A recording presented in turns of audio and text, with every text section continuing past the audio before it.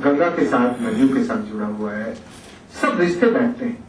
एक तरफ हमारी जिम्मेदारी, नैतिक जिम्मेदारी, मॉरल रिस्पॉन्सिबिलिटी, लेकिन कहाँ डाइवर्ट करेंगे ये एक्चुअली प्लानिंग का ये बन पार्ट रहेगा कि क्या एग्जैक्टली क्या करने वाले हैं। दूसरा ऐसा है कि अगर ये संभव नहीं होता है तो दूसरी कोई मुहिम करेंगे, किसी घाट पे जाके कचरा साफ करेंगे, कुछ करेंगे, वो तो कुछ ना कुछ तो करेंगे, लेकिन ये जो क्या करेंगे ये थोड़ा सा सोच के करना है। मैं समझता हूँ कि आप और उदय बावलकर दो जो ये जनक दफ्तरी और संदीप सब ऐसे लोग बैठे हैं जो उसको पानी को सीवर से रिवर बनाने वाले हैं। हमारा ये तो मुझे लगता है राजेंद्र भाई, अगर ये हम स्वीकार कर लें, डिसेंट्रलाइज्ड और वेल कोऑर्डिनेटेड जो हम चाहते हैं, एक रोल मॉडल बने ये हमारी जल बिरादरी, इसमें डिसेंट्रलाइज्ड एफर्ट्स भी हों और साथ में जुड़ाव भी इतना हो that we feel we are part of the same family, बिरादरी। तो उसके लिए एक ये तरीका है कि केंद्र बिंदु किसी भी आंदोलन के लिए होना जरूरी है, और इस वक्त हमें सबसे ज्यादा ऊर्जा मिल रही है हरिद्वार में मातृ सदन से। तो वो ऊर्जा का जो केंद्र बिंदु बना हुआ है, जिसकी वजह से ये संभव हुआ, इसमें कोई दो राय नहीं कि सत्याग्रह की वजह से ही हम लोग उठ खड़े हुए और एक नई ऊर्जा हमें भी आई और ये हुआ।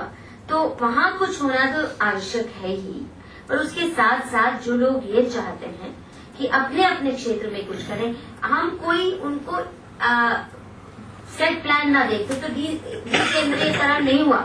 आप खुद तय कीजिए और आप बस केवल बता दीजिए कि हम ये करने का इस दिन का प्रण है और इतना करके तो दिखाएंगे। जब ये आंदोलन चलता रहा हरिद्वार में मैं अकेले था, हमारे साथ कोई जुड़ा हुआ नहीं था, कोई संस्था, कोई राजनीतिक पार्टी, कोई नहीं, हम अकेले। और दीदी कहती थी कुछ करो, रैली करो, ये करो, वो करो। कुछ लोग मिले हमारे साथ, हमारे उस दिन कम से कम 75 या 100 लोग इकट्ठे हुए हम लोग, और पूरा का पूरा लोकल मीडिया भी हमारे विरोध में खड़ा हो गया था क्योंकि उनको बहुत पैसे मिल रहे थे। हमने सिर्फ एक काम किया, हमने मुंह पे काला टेप लगाया और हाथ में ये लिया कि गंगा प्रदूषण है, ये सब है और सत्य की विजय होगी, मातृ सदन अमर है।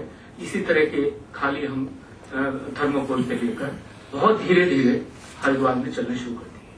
हम बहुत मौन, मुंह पे काला कपड़ा, 2 की लाइन में डिसिप्लिन होके जब हमने धीरे धीरे मार्च की, मुझे आश्चर्य ये हुआ कि ट्रैफिक रुकी, दुकानदार बाहर निकल के आ गए, क्योंकि मौन की जो भाषा है वो बड़ी सशक्त भाषा होती है। तो हमने देखा कि हमारे आगे अपने आप ही एक साधु आ गया।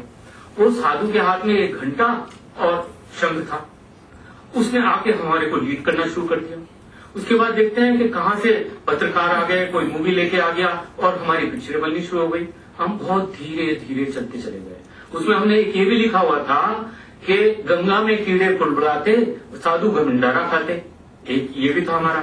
और बहुत सारी चीजें इस तरह की थी, लेकिन बहुत संयत भाषा में हमने उसको इस्तेमाल किया। वहीं जूना अखाड़ा का एक वो लगा हुआ था, हम धीरे से जूना अखाड़ा में भी घुस गए, तो वहां संतों में भी रिएक्शन हो गई। हमने कहा हम तो मौन है, हम तो कुछ नहीं बोले। फिर हम बाहर निकल के आ गए। उसके बाद हम की पैरी पे गए धीरे धीरे धीरे, और वहां पे सुभाष घाट में जो वो एक अनशन हुआ था जिसमें राजेंद्र जी भी थे, 2008 की बात है, वहां पे जाके हम चुप हुए। वहां पे देखा बहुत सारे पत्रकार आ गए, उन्होंने सब लिया। हम धीरे हमारे अगले दिन पेपर में छाया हुआ था